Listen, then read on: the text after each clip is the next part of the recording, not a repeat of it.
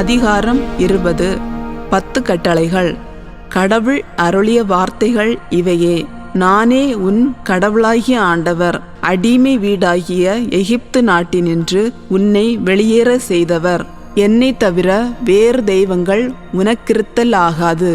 மேலே விண்ணிலும் கீழே மண்ணிலும் பூமிக்கடியே நீர்த்திரளிலும் உள்ள யாதொன்றின் சிலையையோ ஓவியத்தையோ நீ உருவாக்க வேண்டாம்.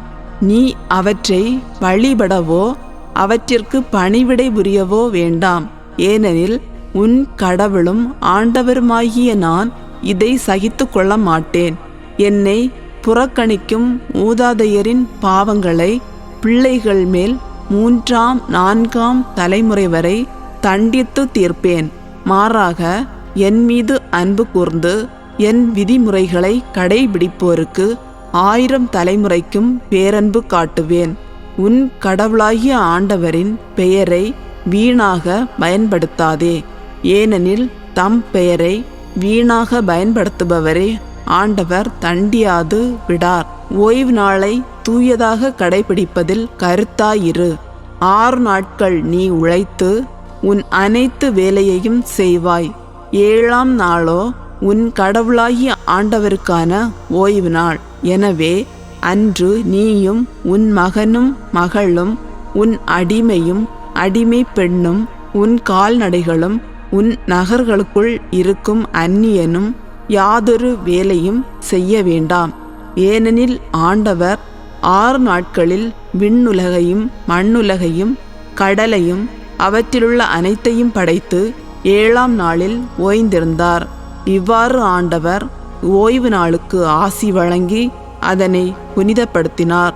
உன் கடவுளாகிய ஆண்டவர் உனக்களிக்கும் நாட்டில் உன் வாழ்நாட்கள் நீடிக்கும்படி உன் தந்தையையும் உன் தாயையும் மதித்து நட. கொலை செய்யாதே, விபசாரம் செய்யாதே, களவு செய்யாதே, பிறருக்கு எதிராக பொய் சான்று சொல்லாதே, பிறர் வீட்டை கவர்ந்திட விரும்பாதே, பிறர் மனைவி, அடிமை, அடிமை பெண், மாடு, கழுதை அல்லது பிறர்க்குரியது எதையுமே கவர்ந்திட விரும்பாதே.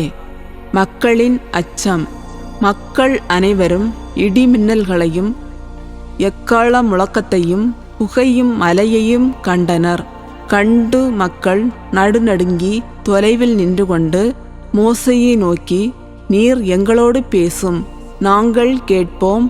ஆனால் கடவுள் எங்களோடு பேசவே வேண்டாம், ஏனெனில் நாங்கள் மடிந்து போவோம் என்றார்கள். மோசே மக்களை நோக்கி, அஞ்சாதீர்கள். கடவுள் மீது உங்களுக்கு ஏற்படும் அச்சத்தால் நீங்கள் பாவம் செய்யாதிருப்பீர்களா என்று உங்களை சோதித்தறியவே அவர் இவ்வாறு தோன்றினார் என்றார். மக்கள் தொலைவில் நின்று கொண்டிருக்க மோசே கடவுள் இருந்த காரிருளை அணுகினார். பலிபீடத்தை பற்றிய சட்டங்கள். ஆண்டவர் மோசேயை நோக்கி பின்வருமாறு உரைத்தார்.